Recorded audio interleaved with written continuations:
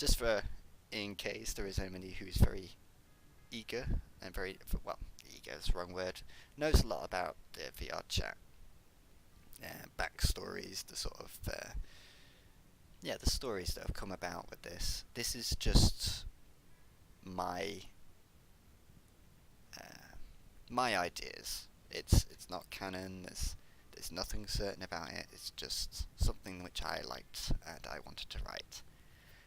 So I do hope you enjoy the Black Feathered Kings.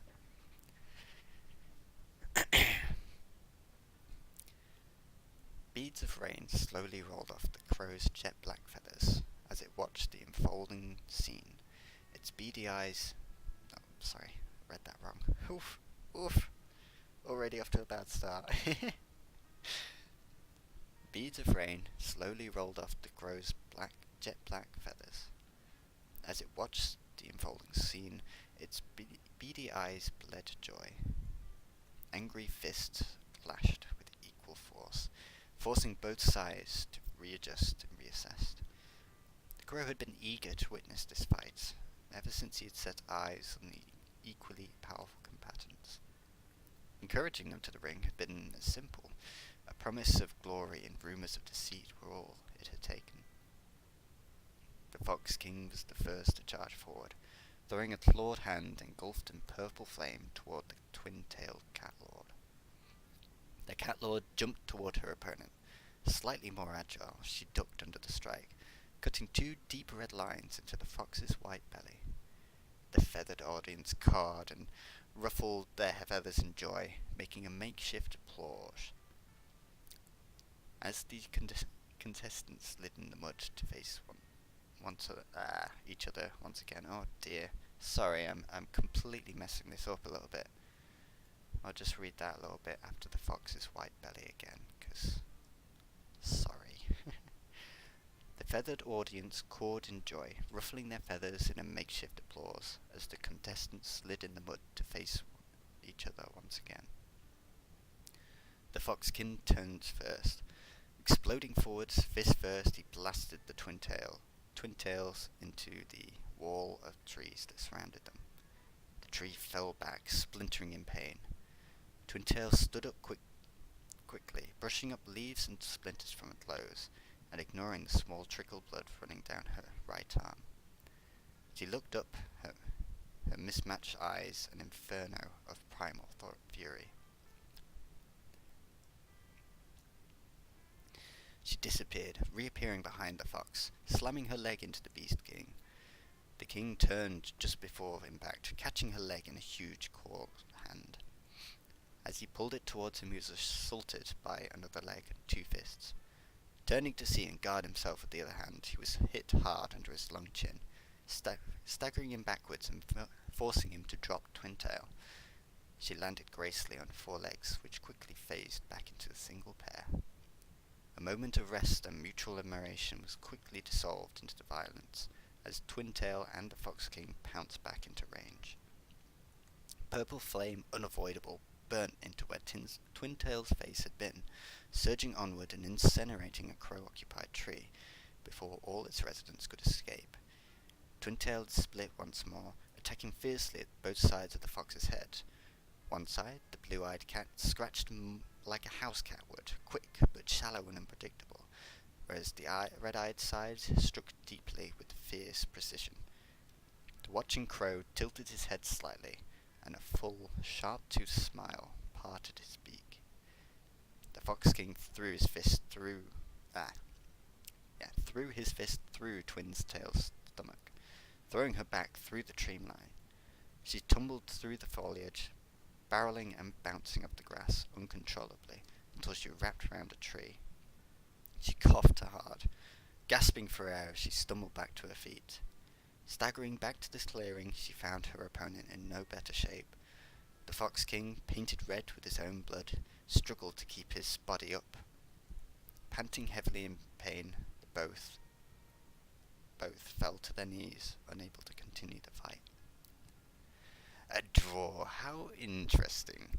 The feathered audience rustled in admiration, cawing the joy. Taking flight, the crows swirled into a tornado of black feathers. A large reptilian foot stepped out, followed by a jet black trouser leg, and what couldn't be mistaken for anything other than a purple bathrobe. His body was almost human, other than his clawed feet, hands, and beautifully large black wings on his upper back that had ripped themselves their own hole in the crow's robe. "I would have to say splendid fight, amazing," the crow exclaimed in his deep, powerful voice. "I would have never guessed that the twin-tailed cat herself would actually be two cats. And you, Fox King, those flames are truly worthy of the legend." "What are you doing here, Crow?"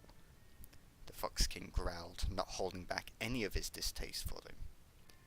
"Ah, don't be like that, Foxy Woxy. We had an understanding. I was asked, and it seemed interesting. I just can't believe that you didn't realize he was human until your daughter was born," the crow nonchalantly explained, tapping the king's bloody nose. "I'm here because someone wanted to see who was stronger, and so did I." "All this for an experiment?" the Twintail hissed. "Just an experiment? Experiments reveal the world to us, enlightening our experiences," the crow exclaimed, stepping towards her. His walk was much like a crow's, his back bent forward at a 45-degree angle as his legs snapped forward quickly, as if one wouldn't be enough to hold his weight. "Wait, who wanted to know?" "Oh, your daughter, Fox. She was stood right there watching," the crow answered, pointing without looking next to the fallen tree. Oh yes, there she is." His finger pointed to the tiny red-haired body that laid almost motionless, blood marching out of a crack in the fox-eared head. "Hush! Hush!" the fox cried through tears. A crow flew from the crow's wing, landing next to Ash. It glanced at her, examining the paling child. "She's alive for now. Can't hear you, though." "No, save her! I know you can save her!" the fox roared. "Everything has a price, you know." "I'll do anything. Save my baby!" Ah, that's so badly run. "I'll do anything. Save my baby!" he blubbered, his face more wrinkled than face. "Okay, It will take her sanity and your life," the crow answered with pure joy. As he turned, spread his wings, and melted back into the swarm of crows before absorbing both Ash and the king. Moments later, it was done. The king was reduced to a pile of clean bones. His daughter slept peacefully with a new voice in her head. The swarm returned to Twintail, moulding itself back into the human form it had earlier. "Now, with you, I had a request from none other than your dead mother. She asked me to separate you two, and until now I had no idea how. So brace yourselves, this will feel strange." Without waiting for a reply, the crow grabbed Twintail's head with both hands. Screaming and phasing, Twintail began to split. Slowly, painfully, but surely, he pushed them both apart, until only their tails remained detached.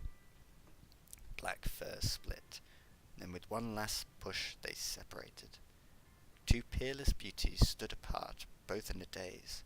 Slowly they reverted, gradually getting smaller and younger, until both were but newborn babies. "Well, I didn't see that one coming. Oh well," the crow smiled, looking up into the clouded sky. "More deals to make, more people to break." He spread his wings. Then a bright light destroyed the clouds, parting them as he descended.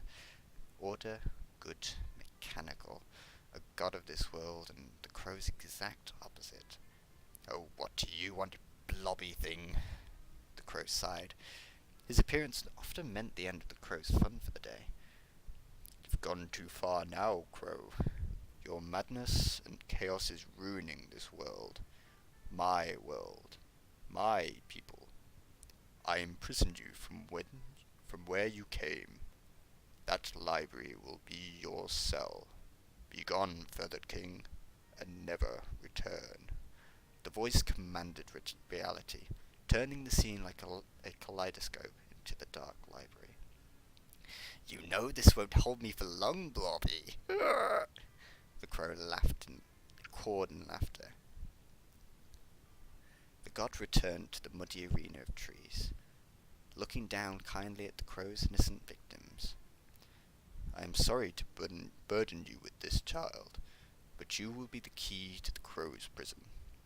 Raising the red-eyed cat girl, allow your sister to live free, for you both shall surely find love. Lanfear, Oathmeal. With another change of scenery, he left the children in a cardboard box just outside a warm house full of love. You will need protection, and you will have it for all time, lest the Mad King returns. Ash awoke. As rain splattered on her face, everything seemed new. Everything looked terrifying. She curled up to the tree stump, and resting against it, curled up into a trembling ball of red fur. There we go. Greetings!